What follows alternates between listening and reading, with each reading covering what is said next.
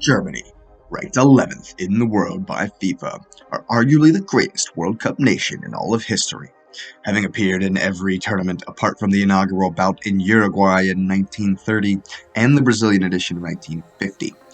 Four-time champions, four-time finalists, four times third place as well. One of the few teams in history that always have a fear factor that you never want to see in your group. A proud footballing nation, a strong footballing menace, and world champions who always bring it to the most prestigious of tournaments. After an impressive debut in 1934 where they made the podium, they would not qualify out of group in 38, losing to a spirited Switzerland side in the replay 4-2. This would be the last time they failed to advance out of the group stage until 2018. After being banned from the 1950 tournament, then West Germany returned with a vengeance in 1954. In the first round versus the golden generation of Hungary, the coach decided to play a reserve team who were subsequently smoked 8-3. Having beaten Turkey in the match before this, they now had to play a playoff versus the same opposition once more to progress, which they won easily. A nice win over Yugoslavia followed, and then they smashed Austria 6-1 in the semifinal. This would set up another rematch in the same tournament with the Hungarian Golden Dream team in the final. Against their captain, who was injured in the first match but played in the final anyway, they triumphed in a highly controversial match that would come to be known as the Miracle of Bern. The crowd would sing the national anthem. There were accusations of horrifying refereeing, accusations of doping amongst the German players, but the result would stand, and the German powerhouse was announced on the world stage. Sweden were elegant hosts in 1958 and would flex their home field advantage in the semifinal before anyone knew that Germany were there to stay. The 3-1 victory against the 10 men saw the Swedes into the final against Brazil and doomed the Germans to the third place game, where they met one Just Fontaine, who added 4 goals to his already insane tally in that tournament in a wild 6-3 French victory. After a disappointing exit in the quarterfinals in Chile, West Germany would come roaring back in England 1966. A famous tournament would see the Germans back in the final at Wembley. It took a 90th minute equalizer to send it to overtime, but George Hurst's controversial goal in the 101st was given, and the resultant press from West Germany resulted in another counter-attacking goal for the English on home soil, marking the first time the Germans would finish second. After a run in Mexico that ended in defeat in the semifinals to take bronze, they returned home 4 years later as hosts, with the likes of Franz Beckenbauer and Gerd Müller in the same side. Johan Cruyff and the Dutch total football machine flew into the final against the hosts. After trading a pair of penalties, Gerd Müller would score his last goal for his nation in the 43rd minute, which would stand as the winner and see Beckenbauer lift the cup. After being eliminated in the second group stage in Argentina 78, the West Germans were back at it in Spain 4 years later. A shock loss to start the tournament against Algeria was worrying, but they bounced back with wins against Chile and Austria. A drab 0-0 with England and a win over Spain in the second group stage saw them into the semifinal against France. A barnstormer of a game went 3-3 into penalties. They would win the shootout 5-4 for yet another trip to the final. With legend Paolo Rossi at the helm, the Italians struggled through the group stage, but would defeat both the Argentines and the Brazilians en route to the semi where they handled Poland 2-0, whom they only drew in the first match of the tournament. The final, played at the Bernabeu, saw a hotly contested first half in which Italy missed a pin. Undeterred by this, they would score 3 second-half goals, Rossi netting the first. And despite Paul Breitner becoming then only the third player in history to score in 2 World Cup finals, it was Rossi's tournament as he won the Golden Boot, Golden Ball, and the World Cup itself, sending the Germans home with silver. So many famous World Cup runs were either ended by the Germans or had to go through the Germans to win the Cup, and the tournament in '86 was no different. Even though West Germany wasn't convincing in the group stage against Uruguay, Scotland, and Denmark, whom everyone in the group lost to, they went through to the round of 16 to face Morocco, but they were once again only able to win by a goal to nil. The hosts then took them 0-0 to penalties, where the Germans were able to convert 4 of 5 to advance past the Mexicans. Another semi-final against the French was better, winning 2-0 to see them into the final. However, we know that Maradona would not be denied that year, as Argentina cruised through the group stage and put down 3 giants of the game in Uruguay, England, and Belgium on their way to the final. This one is wildly famous for good reason. 1-0 to Argentina at halftime. Their lead was doubled in the 55th. Rummenigge and Voller would pull the Germans back by the 83rd, but it wasn't meant to be. Lothar Matthäus had Maradona in his pocket, or perhaps Maradona had him for most of the game, but couldn't keep the maestro from putting Barachuga in for the winner not 2 minutes after the equalizer. Maradona's stardom certainly makes this one particularly famous for the Argentines, but it also represented Franz Beckenbauer losing a final both as a player and as a coach, a record he would add to in a most delicious way in just 4 years' time. Much closer to home this time, the Germans were back in 1990 Italy with an absolute vengeance, scoring 10 goals in 3 games in the group versus Yugoslavia, the United Arab Emirates, and Colombia. They stormed out of the group to beat the Dutch 2-1 in the round of 16. 2 tough matches followed, a 1-0 win over Czechoslovakia and a penalty shootout versus the English in the semis, which they won 4-3 to see them into a 3rd consecutive final. Argentina would likewise return to the final, making it the first time a rematch of last tournament's final would be played in this final. The Argentines were certainly less convincing in this tournament, needing 2 penalty shootouts to make it to the final, although they did beat Brazil 1-0 in the round of 16, never something to scoff at. Many feel that Argentina approached this entire tournament with such physicality it bordered on violence.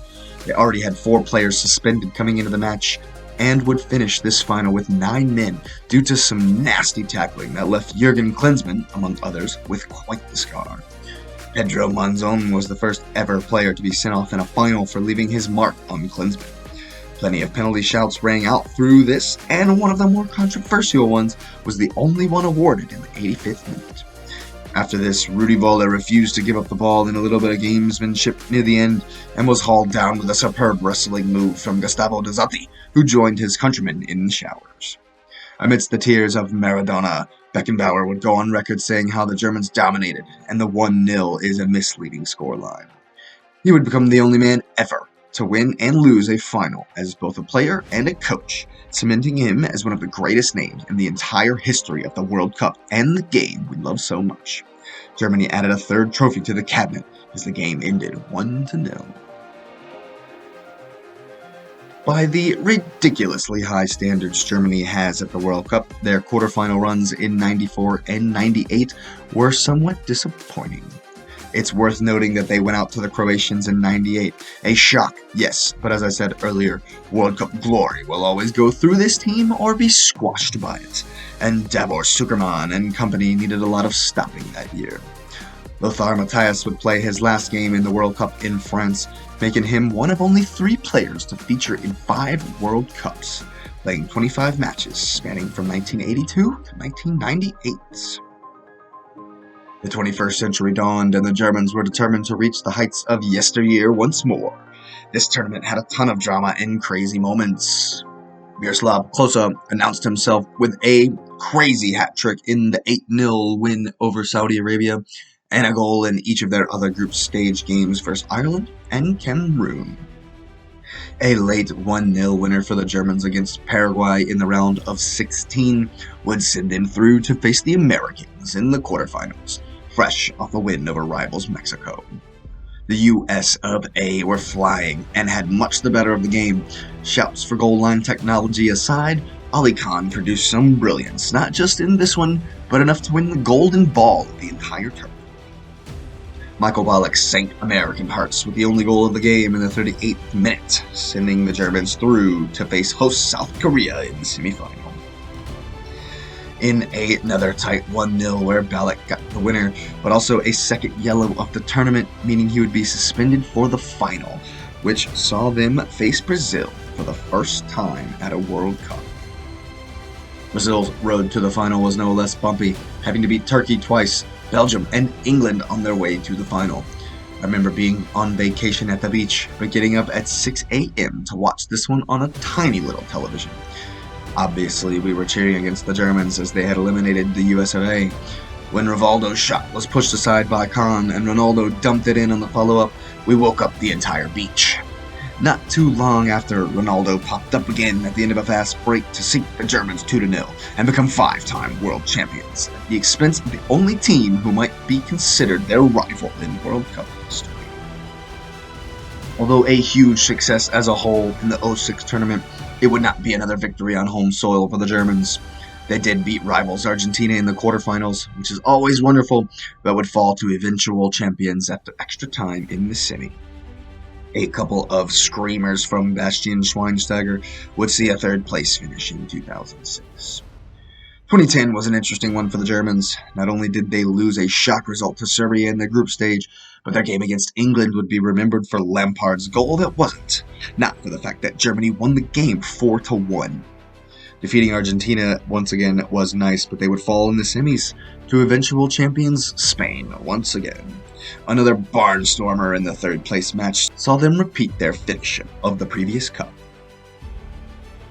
A somewhat more comfortable run in the group stage for Germany down in Brazil against Portugal, whom received a red card halfway through the 4-0 win for the Germans, and then a shifty 2-2 draw with the Ghanaians before an easy 1-0 win over intimidated Americans left the Germans winners of the group. The Algerians made it significantly more difficult in the round of 16, and it took extra time to beat them. A 1-0 win over France in the quarterfinals brought them into the semis, first hosts Brazil, being only the second time these two giants of world football met in the World Cup. What happened next is one of the most glaring, memorable, incredible games the tournament has ever seen. Brazil had not lost a competitive match on home soil for 39 years, and the hosts were relishing a chance to go through to play Argentina in the final. It only took 28 minutes for this dream to be squashed in German delirium. Unforgettable scenes of Brazilian agony still live on in infamy to this day as the Germans went on to win this one 7-1. A result that the Brazilians perhaps have still not come to terms with over 8 years later. A small note, small only because of the crazy scoreline, Miroslav Klose bagged one of the 7 goals, bringing his tally to 16, the most by any player in the World Cup. Many thought this might be Messi's year, as the Argentines battled all the way to the final once again. After the craziest semifinal anyone has ever seen, expectations were high for a cracking match in prospect. The final turned out to be hotly contested and went 0-0 into the 113th minute until the hero, Mario Götze, controlled the cross on his chest before volleying home one of the best goals in a final that's ever been scored. Not only did they defeat one of their most bitter rivals in the history of the tournament in the third final between the two nations, but they became the only European team to ever win the tournament on American soil. This was their 4th championship, and cemented them as arguably the greatest footballing nation of all time. Apparently, the modern curse of the holders is a real thing, as Germany's attempt to defend their title in Russia was lackluster at best. Shocking defeats to Mexico and South Korea on either side of a narrow win over Sweden that would take a 95th minute winner was not even close to the heights this team aspires to, and they went out in the group for the first time in 80 years. Have no doubt they will be back with an absolute vengeance in Qatar in an interesting group with a couple of wild cards. Japan, Spain, then Costa Rica await the indomitable German juggernaut. While recent performances don't inspire surefire confidence, underestimate the Germans at your own peril, I say to the rest of the tournament. If history is anything to go by, then look out, World Cup, because Germany is still and will forever remain one of the teams to beat in the tournament. The last time they failed to qualify from the group stage, their subsequent tournament was their first ever World Cup championship. Could they be on course for a 5th World Cup title? Can anyone stop them on the world's biggest stage?